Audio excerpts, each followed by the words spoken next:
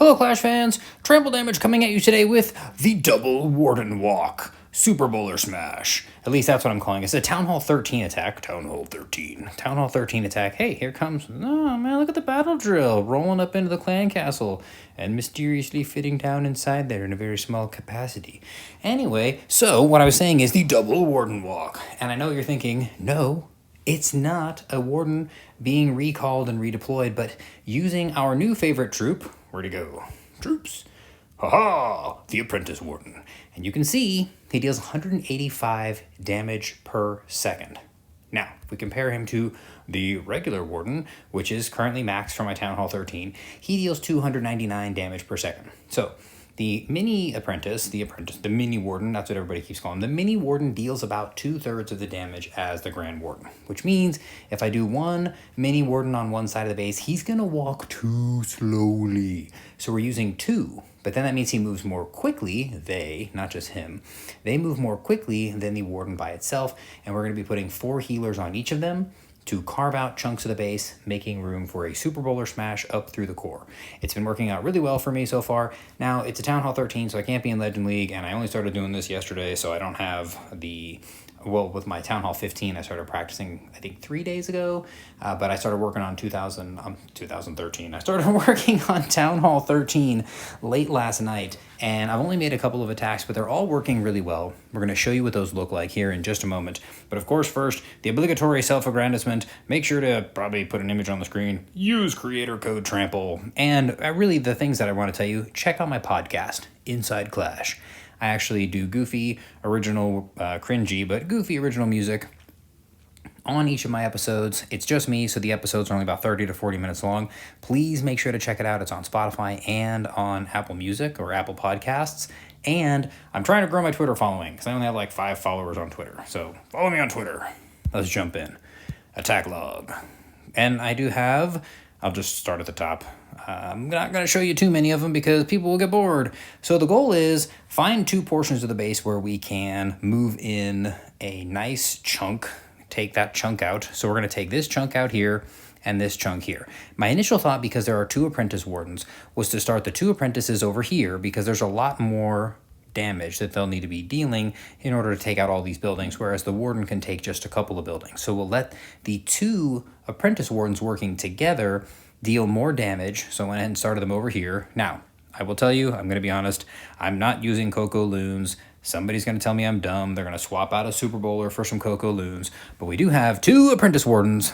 They have a range of 5. That is noteworthy because that is the range of the Archer Queen, which I'm also tinkering with using an Apprentice Warden to help support the Archer Queen, and they normally stand where she stands, which means that they get the heal from the healers as well.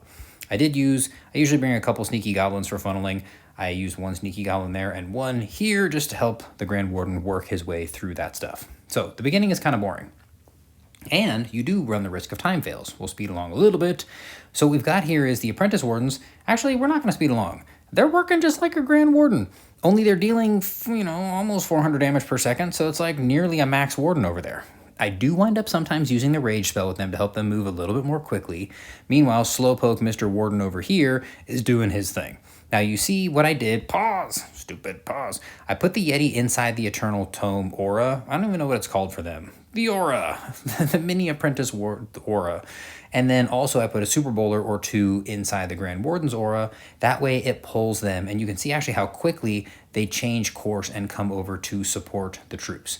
Now, Super Bowlers. There are 4 of them, and those triple bounces are going to help take the base down relatively quickly. You can see here we have 75% of the base to take out, and there's only a minute and a half left in the attack where they're going to take out the other 75%.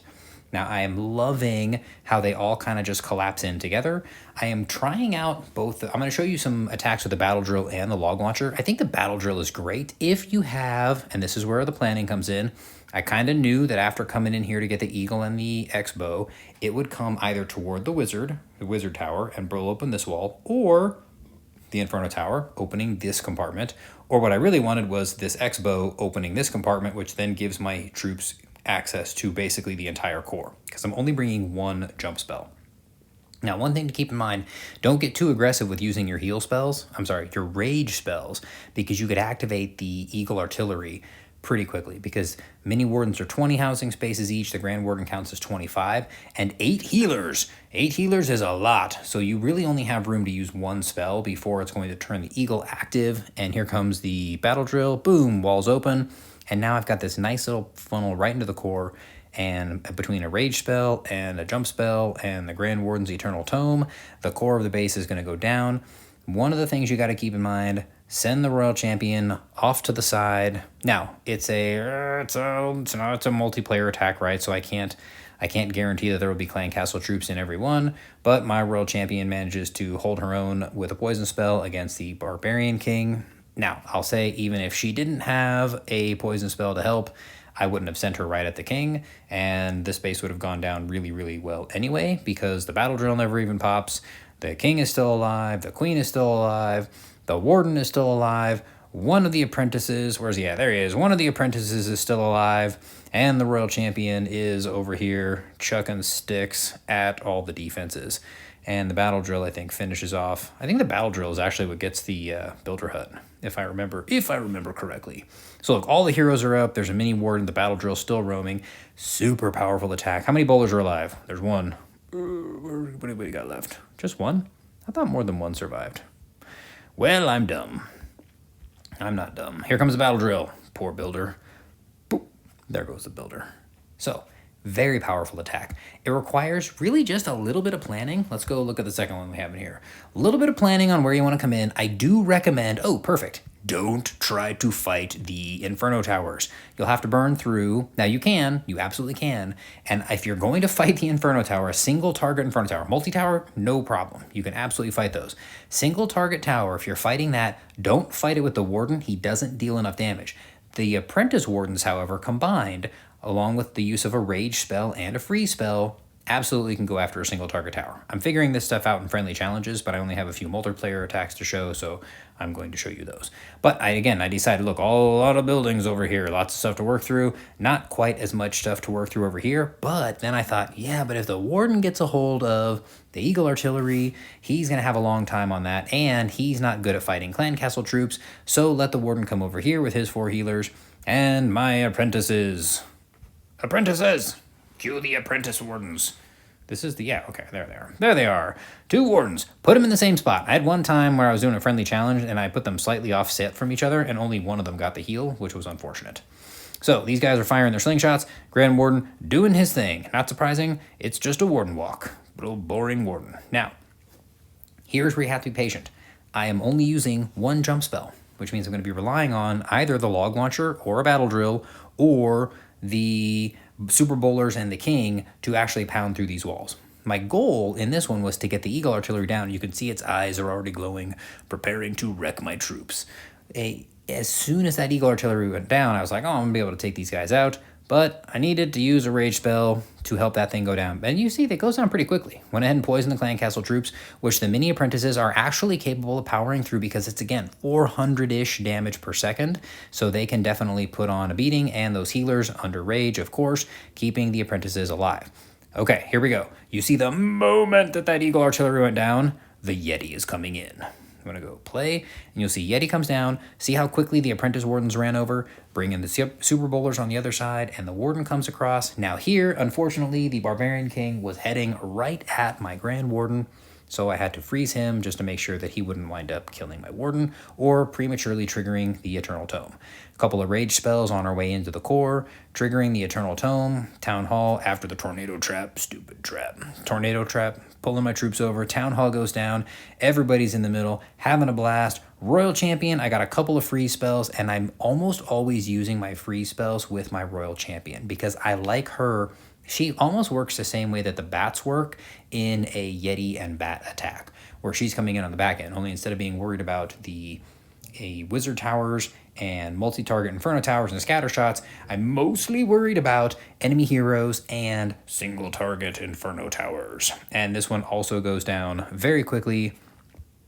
Got a couple Yetis in the clan castle. I think I'm normally bringing 2 Yetis and 3 sneaky goblins to help make sure that the town hall goes down. But again, a couple of free spells. Very nicely placed free spell there, if I may add. A couple of free spells to help the royal champion wend her way through the base. Swag and the queen ability. Pretty sure this is the last building that goes down. Nope, it's not. Oh, it's the archer tower. That's right, I triggered my queen's ability over here. Speed along to the end of the attack, trample damage. Nobody wants to watch the troops gang up on an archer tower. Fine, I'll speed along. Poor Scoot. Scoot came in and watched that attack and went, what the hell did this person attack me with? It's a double apprentice walk, a double warden walk. All right, we're going to show you one more against Bai from Wisconsin.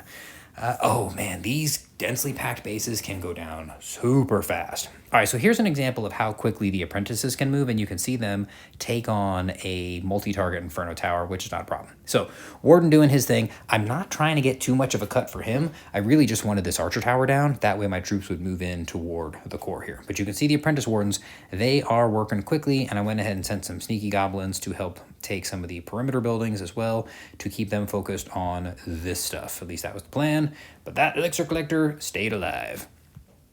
Try not to have your Warden fight the enemy heroes. It's usually a bad idea. He's not that tough. He will lose. And because the enemy royal champion was like, maybe I should go get the Warden, I went ahead and put a Yeti in here to draw the attention of the Grand Warden, and it didn't look like it worked, so then I put a log launcher, and then my queen and my king, and he said, oh, I should follow these guys. Here come the Super Bowlers. Meanwhile, Apprentice Wardens on this side, no problem with the multi-target Inferno Tower. I was, however, a little concerned that they were going to lose their healers, so I sent in my Royal Champion earlier than I normally send them in, but I have rage spells. I have 4 Super Bowlers. I have a very densely packed core full of buildings that are taking damage from a log launcher and from my Super Bowlers and my Apprentice Wardens and my heroes, and this base goes down really fast. And you can just see these healers. Now they're converging, all these healers in the core. I did have somebody ask me if it's a problem when the healers clump up because past 5 healers, it's sort of nonsense to have that many. But the truth is, by the time they get through the core, I don't know, what is that, 3 or 4 of them left in there. Some of them are going to take Seeking Air Mines. Some of them are going to go toward one core group of troops, and one's going to go toward another. But that's it. You don't even have to worry about it.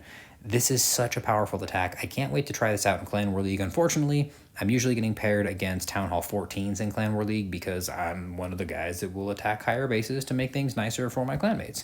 So I am excited about the possibility of getting into a regular war and trying this out against a legitimate war base, because that's cooler than just showing you guys how it works. But here you can see how it works. It's a highly effective attack. I've been having a ton of fun with it. I have had a couple of time fails, which is one thing that you do need to be careful about.